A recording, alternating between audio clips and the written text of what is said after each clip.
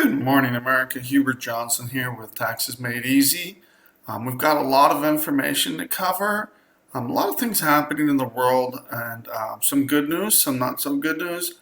But we're going to really focus on how do you deal with the IRS in its current state, understanding what is happening at the IRS and how difficult it is to deal with them can help you not only get the information you need for your case, but make sure things are taken care of correctly. And that's the problem, is that it's so hard to know if the IRS has done what they were supposed to do to make sure things are done correctly, but also to get through to the right people. So that's what we're going to really focus on, some kind of hands-on, changes at the IRS. How's it been made harder, but how can you still work with the system and get your case taken care of? So again, stay tuned. We'll be right back.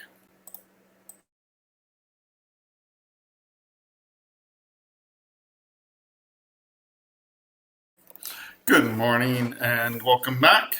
Thank you for watching live or on rebroadcast, and we've got a lot of interesting stuff to cover.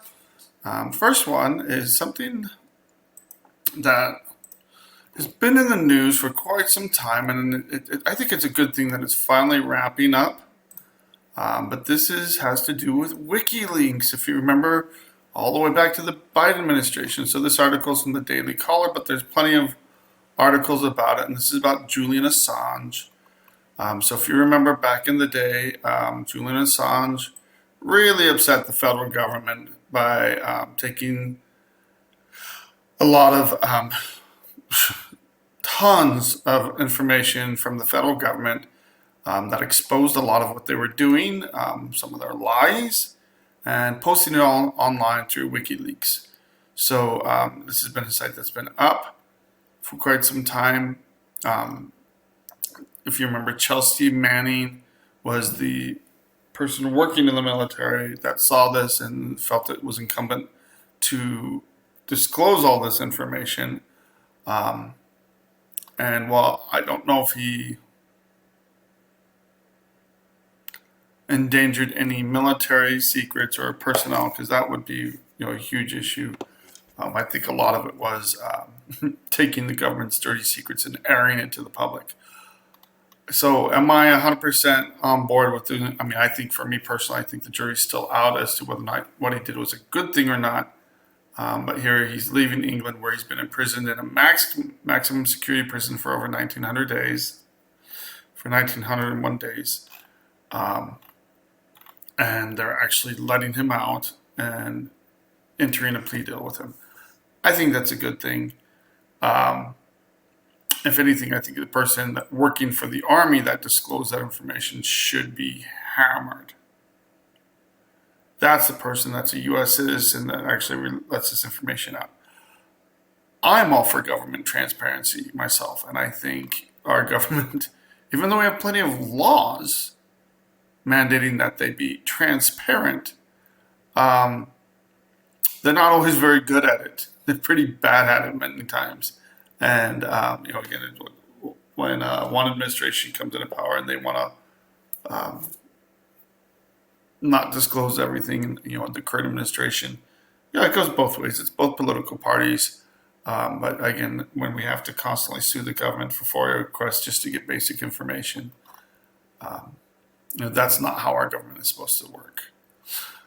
Moving on from that, I think that's a good thing overall, to kind of wrap that up and move on. It's been years that we've been dealing with WikiLeaks and Julian Assange, and sometimes we just need to move on. So this is from the Epoch Times, talking about a possible stock bubble. So stocks are up overall. They're starting to have some kind of correction. And then here's the question is, are we in a bubble? I think and I think that article does a good job of saying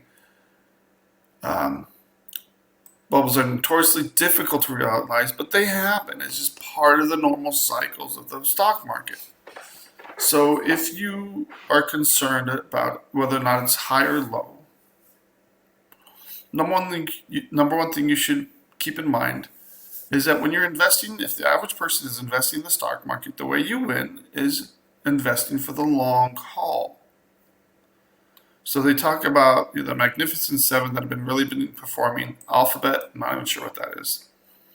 Amazon, Apple, Meta, Microsoft, Nvidia, and Tesla, some of the big tech companies that have really been driving the S&P upward.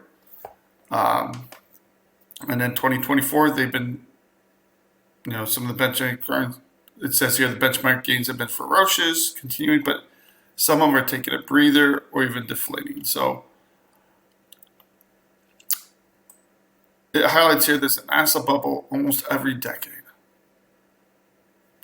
It's a dot-com bust, with 20, going through the Great Recession, during the Obama years.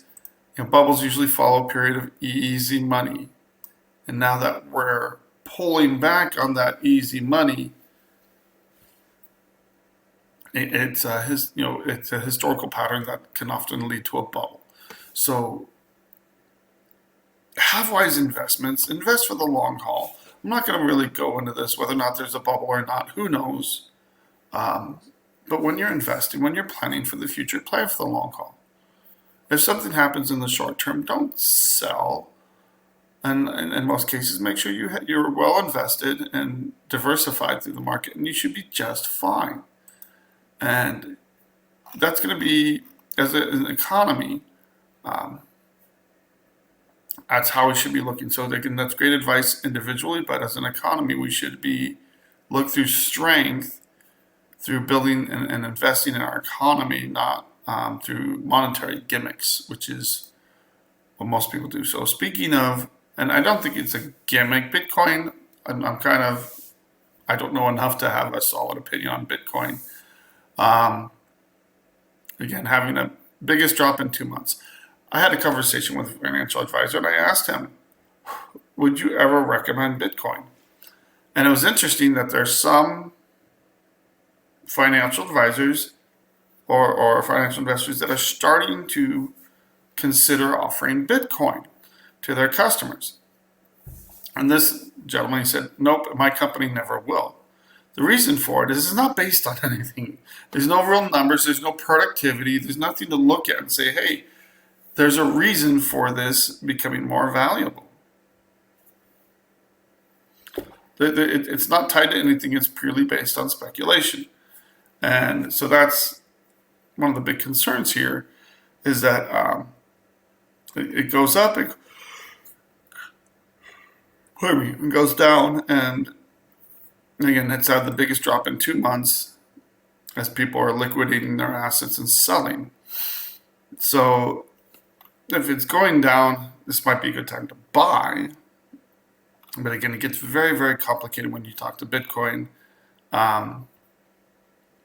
But again, that can be a sign throughout the economy that things are not doing the best.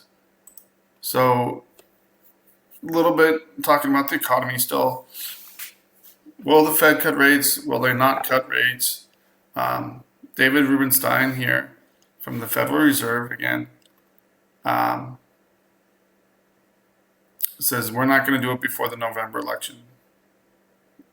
So the Fed wants to stay out of politics generally,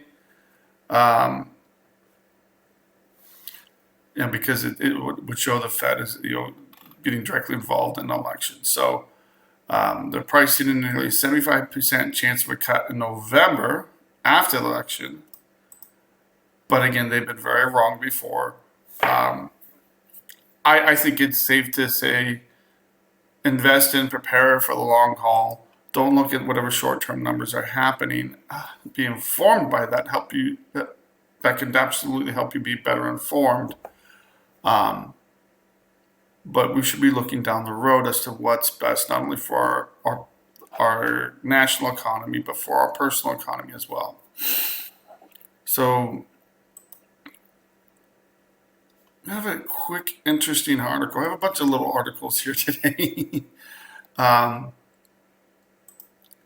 And this one, interesting articles, and this actually was from Sunday, so a couple days ago.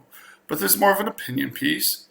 talking about when big businesses fail, small shops prevail. So what they mean, not that they fail and fall apart, but in a gap in service, there's a lot of smaller companies out there that step in and, pardon me, provide service where national companies aren't that good. And again, a lot of people are afraid that if business, we allow business, the whole mantra of too big to fail is absolutely ridiculous. The engine of growth, the engine of wealth creation, really is small businesses.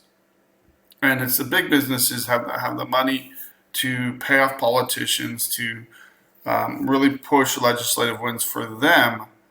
And sometimes that's increased regulation that really kills competition and kills off the small business competition that they face. So, quick story: this guy or this lady, Kimberly Josephson, she's overseas.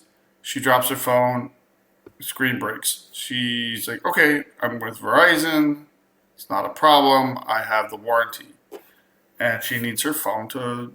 She's teaching overseas. She has to use it. She's traveling, and of course, can't get good service from either Verizon or Apple. She goes to an Apple store to try to get this fixed in a timely manner. They can't do it. And yet one of her students says, just go to the local repair shop. And they have it fixed in 2 hours. So just a quick example. That's a lot of times small businesses can fill that void, not only fill that void, but provide better customer service. When you can go in and talk to the owner, you can get much better service and they can work with you a lot better when it's a small shop. Rather than you're dealing with a large corporation, there's many times they just tell you that they can't. They can't, and the reason is they're just not set up. It's against their policy, etc. I can't tell you how infuriating that is, and many people experience that. So that's, again, this is my little plug for small businesses. And going with that, I think is a really cool article. Pushing not just small businesses, but trades. And this article's from Fox Business News. But who doesn't love Metallica? Sorry, I grew up listening to Metallica. Um, and we're actually coming up on a break, so I'm just gonna do a quick overview and then really dive into this when we get back.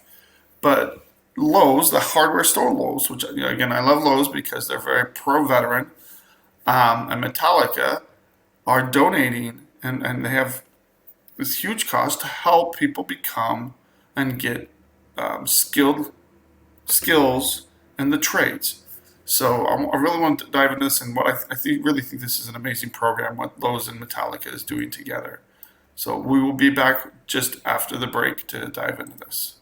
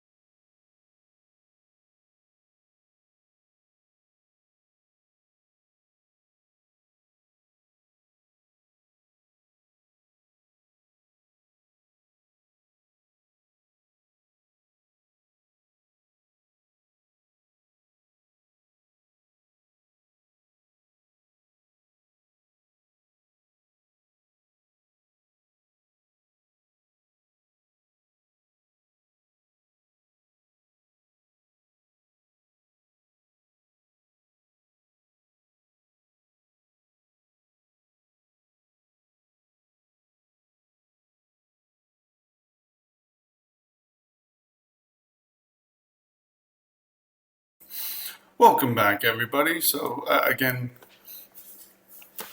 personally, I think our high schools do our kids a great disservice by telling everybody, encouraging everybody to go to college.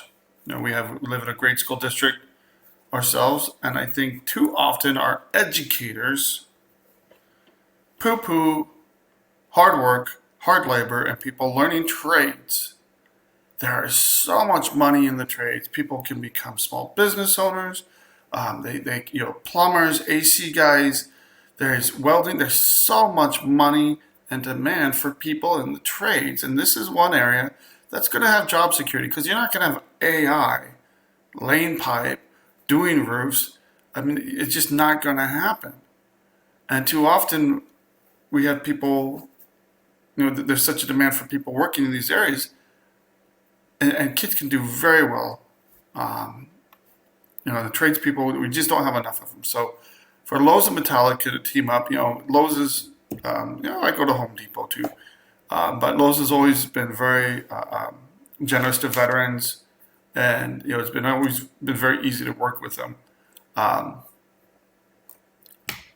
to encourage people working in the trades, going and getting these kinds of skills is not only great for our economy because we are lacking these skilled workers, but it's great for the individuals. You don't get saddled with all the student loan debt, and yet you can come out making 60, 70 to 100,000 straight out of school, and it's very profitable to working these trades and learn it. So again, we don't have enough plumbers, we don't have enough electricians, we don't have enough people doing welding.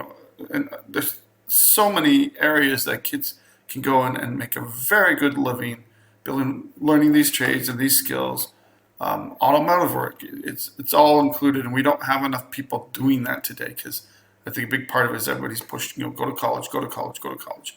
And for some people, that's exactly what they should do.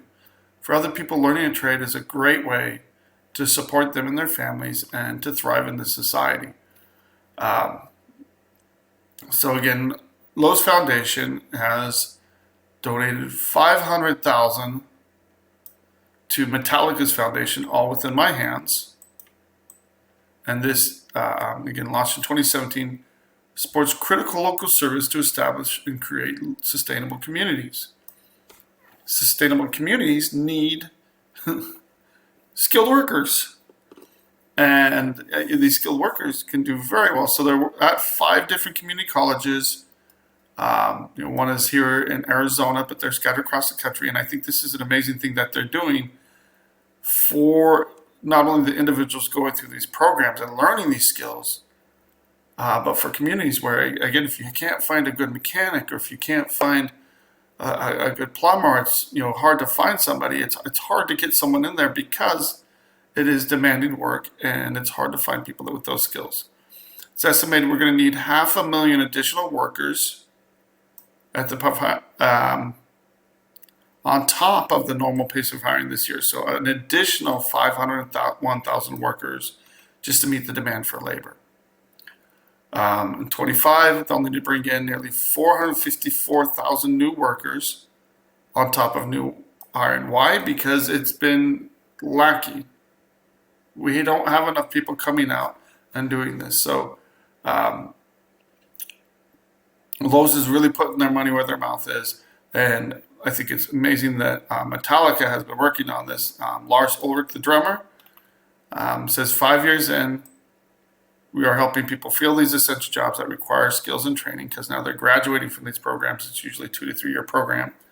And it's one of the most critical work shortages in the country. And so last year, this is the real kicker, Lowe's pledged $50 million over 5 years to combat this shortage of skilled workers. So why would Lowe's do this? It's a little self-serving. The more people, the more contractors, the more work being done, the more people that know how to work with their hands, the more people are going to be going to stores like Lowe's, obviously.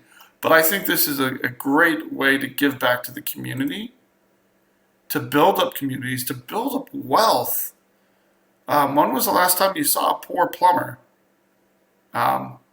they get made fun of. The plumbers cracking everything in movies and stuff. I just watched a movie the other day where someone had a plumber's crack and they were kind of chuckling at him. But these are people that will absolutely give back and bring money into the communities, create small jobs, or small businesses, and create wealth. And this is what we need. Good jobs, good paying jobs that will last and support families and individuals over time. So again, this picture of someone that's graduating is to support construction programs and automotive technology. Within construction, there are so many different ways to make money. So it mentions Pima Community College in Tucson, Arizona, College of Lake County in Grays Lake, San Juan College in Farmington, Mexico, West Dakota Technical School in South Dakota, and then Milwaukee area. So, the joke, heavy metal careers is some of what they're looking at. But automotive, diesel, HVAC, trucking, and welding, these are all things that are very important and in demand in our economy. So I think this is a very bright note here. I think it's excellent, and kudos to Metallica and Lowe's stepping up to partner to really provide and boost people learning in the trades. And this is just starting. So if you are interested in going to some of these schools, and these are community colleges that people are going to, these are low-cost schools and creating a huge benefit. And I think we need more of this in a society. We need to bring back shop. Just a little personal side note: my own brother hated school. He failed English. He still can't spell for beans. But he started building houses, and he took drafting in high school.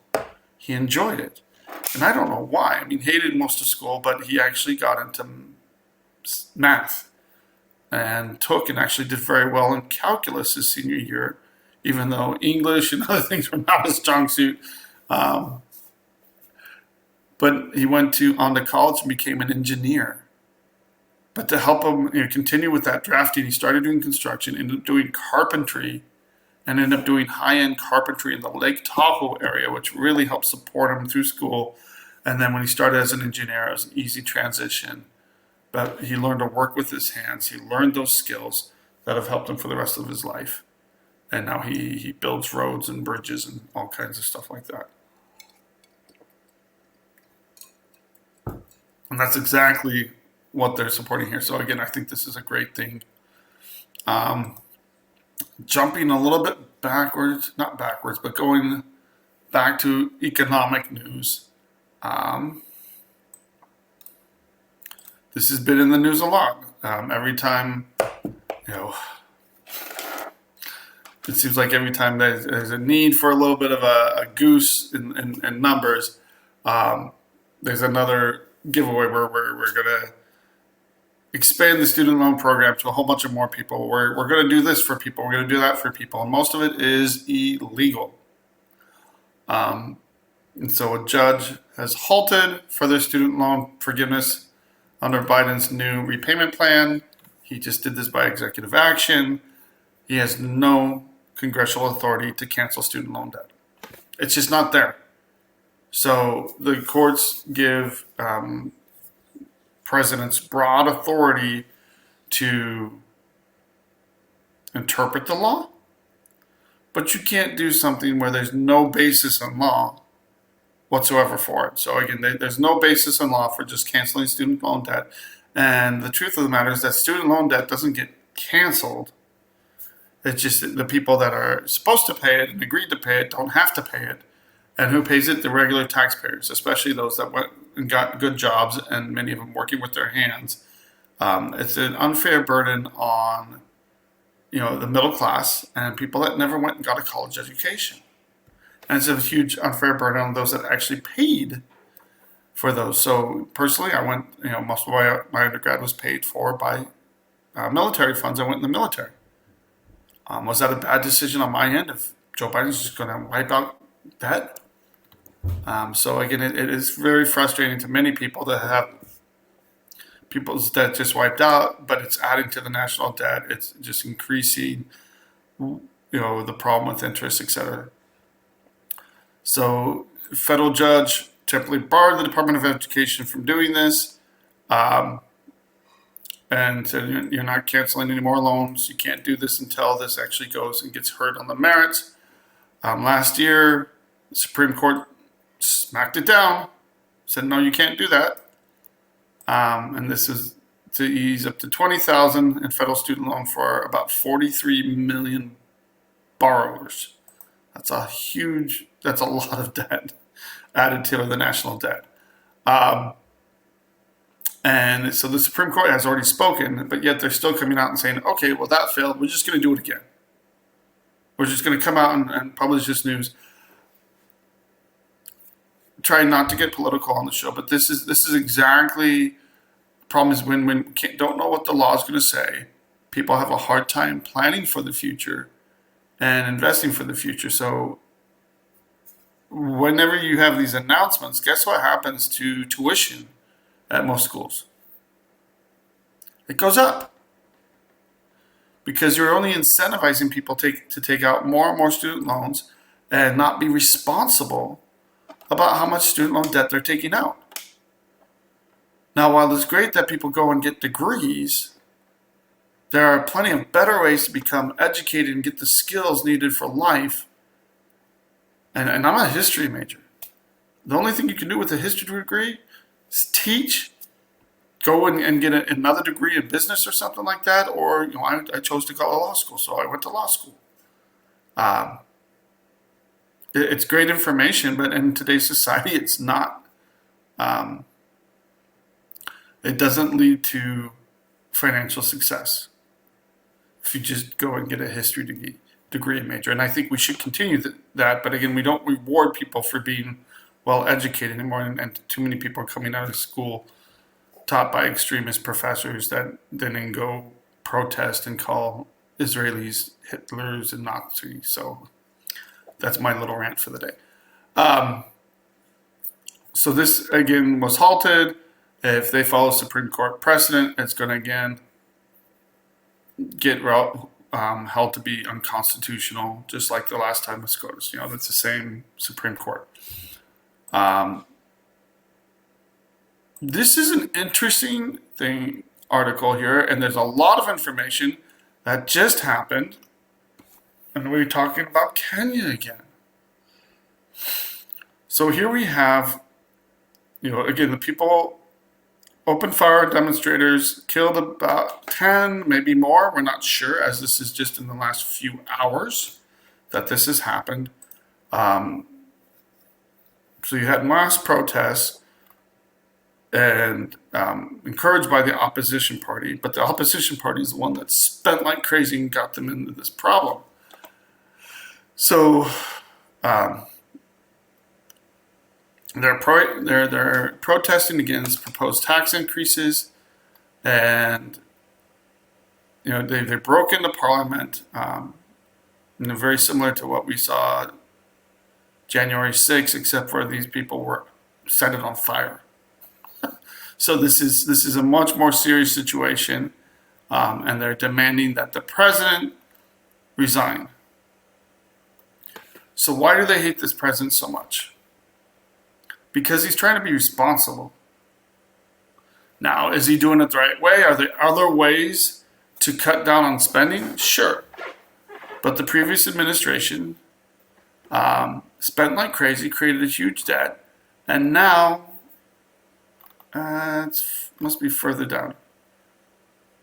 The interest payments alone on the debt are consuming 37% of annual revenue. Now, we have a huge, ginormous interest or debt. We're paying close to $1 trillion a year in just on the interest on the debt. That is close to 20% of our national revenue. So this is why I really want to focus on this, because this is what we're looking at. This is our future if we don't get things straightened out. So he's trying to raise an actual 2.7 billion in taxes, and this is the thing, is that we think this can't happen to us here in the United States. It's happened to the biggest economies in the world. I'm not, that people talk about massive inflation and corruption in the Roman Empire. That happened to the Ottoman Empire just a couple hundred years ago. So 200-300 years ago, the Ottoman Empire was one of the biggest superpowers in the world. Now with about 300 years ago. Now things have really changed, but one of the big things that brought them down were loans.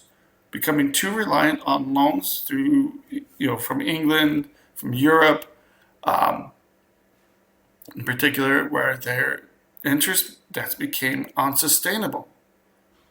37% of annual revenue. How's a country supposed to move forward with this kind of debt?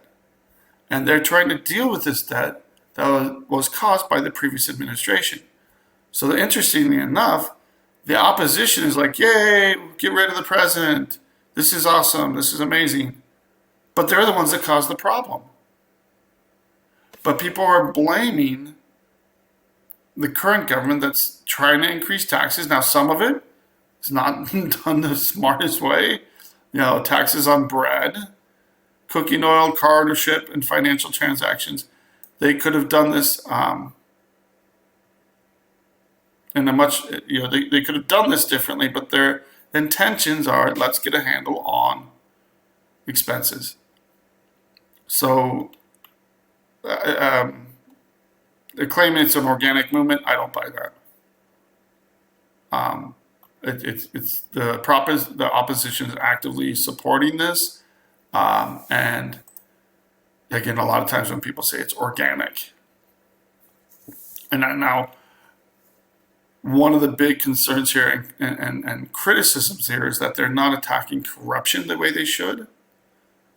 Attacking corruption can cause a lot of problems as well. So here they say they're budgeting for corruption, but at the same time, this corruption has been around through previous administrations. So getting rid of Ruto and just putting the opposition back in charge is not going to fix things. So we saw this in Greece, where the government was toppled and they had to put in austerity measures with a more conservative, responsible government, and taxes increased. They're going through a very difficult time in Greece, but they're slowly digging their way out of this hole of having huge, massive debt that they can't handle.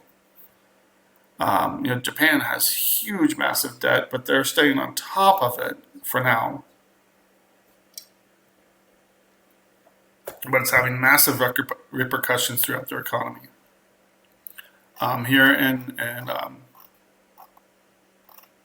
Kenya, it's really causing a lot of angst in their society, and it really is something that we need to face. With the cost of about $1 trillion moving forward in interest only, that's not paying down the debt. That's just on the interest. Here we're encouraging $2 trillion more in tax debt, adding more fuel to the fire, while ours is at 20%, roughly, a fifth of our entire budget, and that's a little generous. We're not in the greatest shape either, and we're heading down this same road. So we have two options. One, we get serious financially and stop spending like crazy, stop the damage. And the sooner we do it, the better. Or two, we continue down this road until we have to make some very hard choices. We're forced to make some very difficult choices, and that's going to upset a lot of people. So there's no easy path. When you dig a financial hole, when you go seriously in debt, when you run up credit cards, and I work with people all the time in those situations, it takes time to dig your way out. We're past in another break, so I'm going to come right back.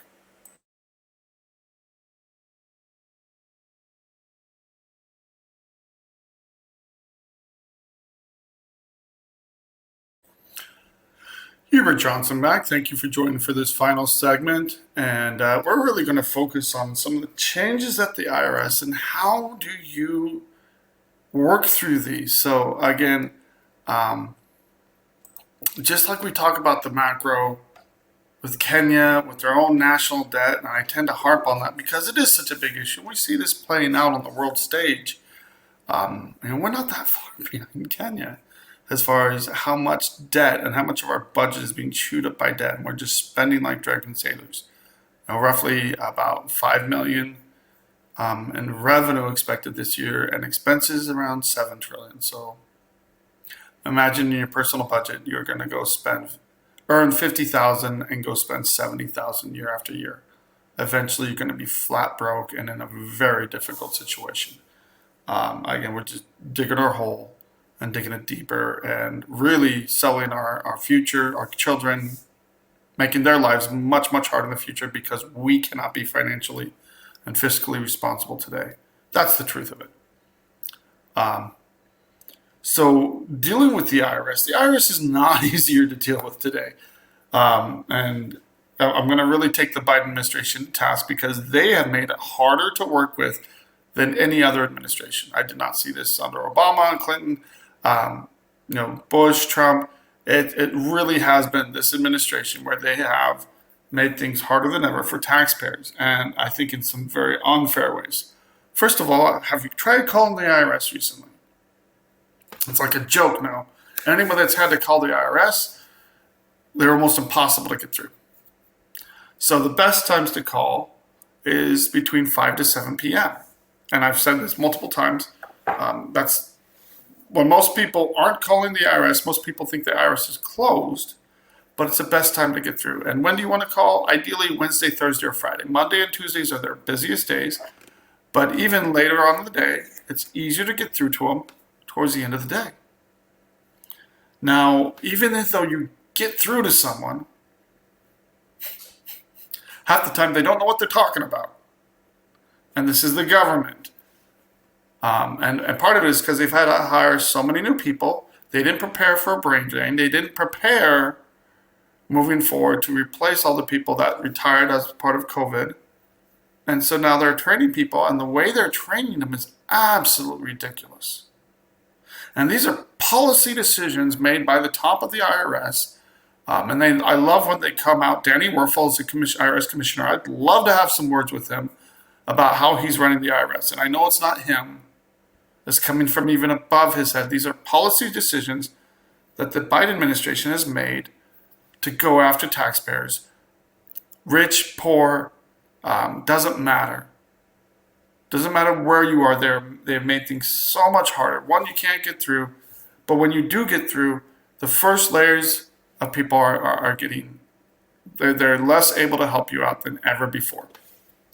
So some of the changes, when you talk to the first layer of people, and this is a change this week, they're the ones that can send you transcripts, but they just changed it where they can't tell you which returns need to be filed.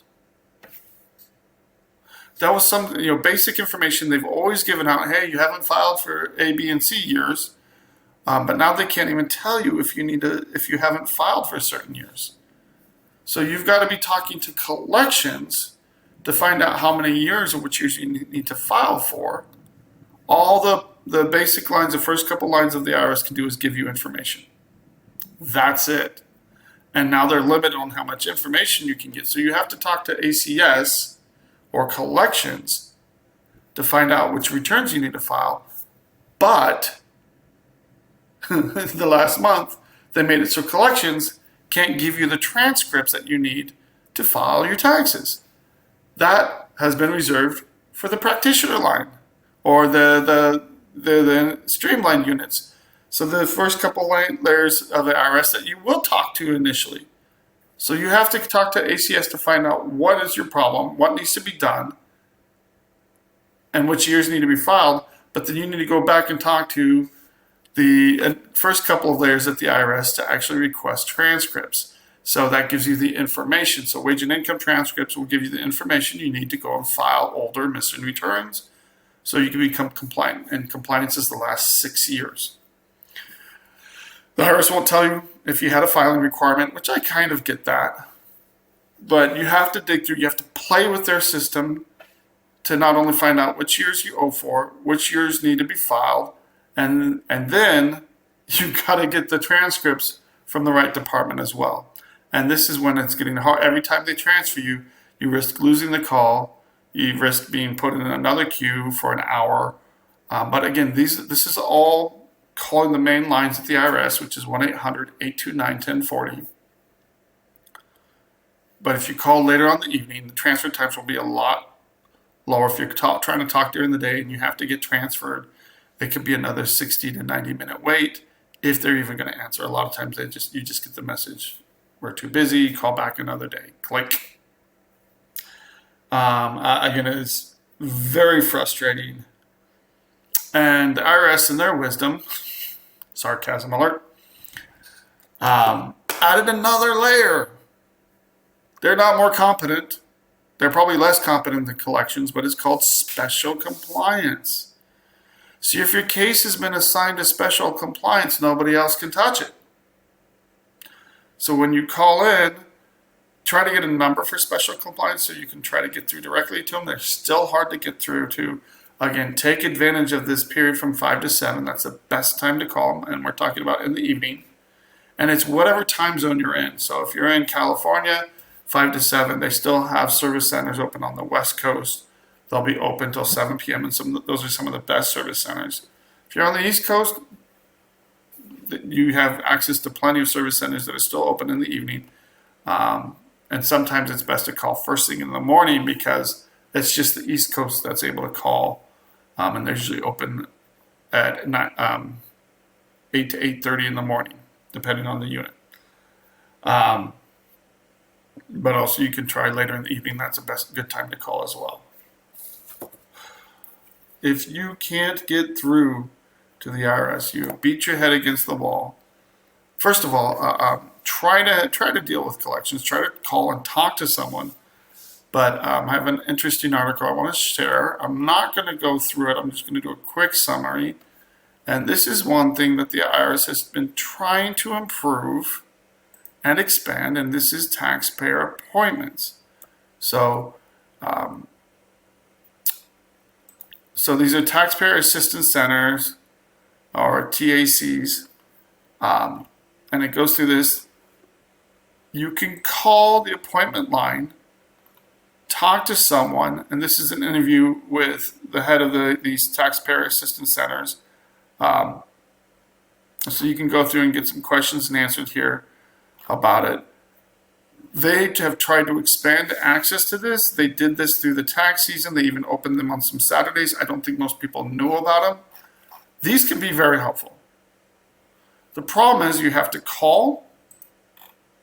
You have to, I'm looking for their phone number, so it was on here. You have to call and make an appointment to even have a conversation with them. And if it's not on here, I'll just put it out there. It's not. So you have to call, you have to make an appointment, and once you make an appointment, do your best to keep that appointment. So the appointment line is 844-545-5640. So if you have a thorny issue, you just can't get anybody pay attention to, you can't get anybody to resolve it, you can call and speak to someone through these taxpayer appointment centers or assistance centers, and they're located all across the country. You might not have one in your local city. We don't have one here in Tucson, but there's one in Phoenix. I have taken clients to these where you can sit down and talk to someone in the IRS, and if you have a difficult case, they can direct you in the right way. I've had cases in Guam where they were able to assist and give us information on how to address these issues in Guam, 1099 issues, the identity theft issues. They can help steer you in the right way. But it's important to understand this is not someone that's going to be able to work with you long term. You need to be prepared, have your information together, and you have one appointment for roughly 1 hour. You can go a little bit above the hour depending on their time and availability, but you get that hour to sit down directly with someone, and they're usually pretty good. In my experience, it's been helpful to go. But when you make these appointments, you're getting an appointment a month or two out. So if you have an urgent need or an urgent issue, you've got to deal with collections. You've got to call the main IRS lines and get through and try to get through to somebody. Persistence is key. You have to follow up on everything that you're doing. And one thing, again, consider it this way, and I joke around about this, but I'm dead serious about it. We don't trust the IRS as far as we can throw it. We have to verify everything we do. So if you get put in an installment agreement, if you get a letter confirming that, that's pretty good. If you can use irs.gov to pull transcripts. And I think that's why the IRS is making things harder than ever, is because they want more and more people to use irs.gov. But again, they do the face scan. I mean, it's very intrusive of your privacy to do that. But if you don't mind that, as a professional, I pretty much had to do that. You can get a lot of information. You can see what the status of your case is. And they're working on even providing alerts. So again, they're trying to drive more and more people to irs.gov. And it can be very handy. But again, there's the downside of having to, do a face scan and do pretty much disclose a lot of privacy issues to the IRS. You can even go online and set up an installment agreement. So if that's all you want to do is go and set up an installment agreement, you could do that. But there's plenty of things that you can't do online to help your case. So doing abatements, again, finding out when tax debt is getting ready to expire. That's not something the IRS is very forthcoming about. Unfortunately, they should be. But again, they've actually done a worse job over the last few years. They don't keep the CSEDs up to date. So when you call in and you get an idea of when things are supposed to expire, expect that number to change. It frequently does, because they revise and look at it. They don't update it and give you good information. Used to be that they would give you a date certain that the tax debt was going to expire, and you could have full confidence in that. They've changed that for the worse. One of the big issues, and people ask all the time, can I do my own offer and compromise? I used to tell people, sure, if you understand it and you have a simple case, it's not that hard. Well, maybe with decades of experience, I can say it's not that hard. But there's some people that have very simple cases. Right now, the IRS is rejecting almost every single offer. They're going out of their way to reject offers, and it's this current administration.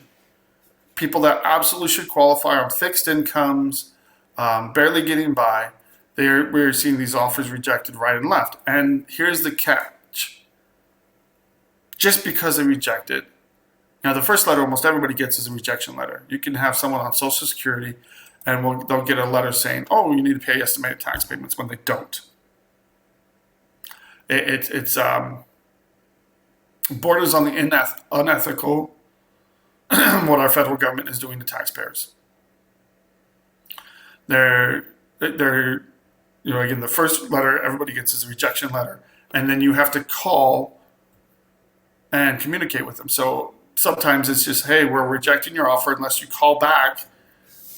And in the fine print, it says you have to call back in so many days to contest this. And yeah, you need to call back, and you need to jump in. It's just one of those things, you need to be able to respond to them.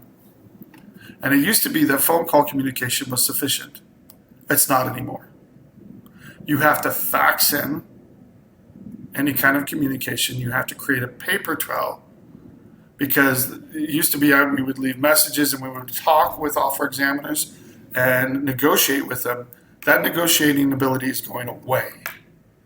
One, it's harder than ever to get through to the IRS. Their customer service for offers is atrocious right now.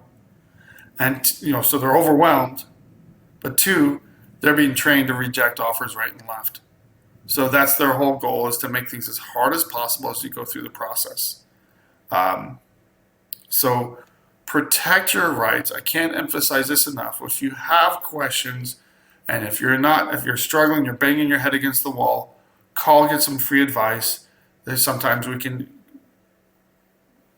go through it and pretty easily explain what you qualify for, what your rights and options are, and the best way to proceed for you and your family. And you can see I'm really passionate about this because the government shouldn't be your enemy. They're there as public servants, and they have no clue of that today. There are plenty of people that are good there, don't get me wrong, but the administration as a whole, they've made it harder for the poor, rich alike. They've gone after all Americans here. And so it's very frustrating to see this. It's very frustrating to see our government treat people the way they have.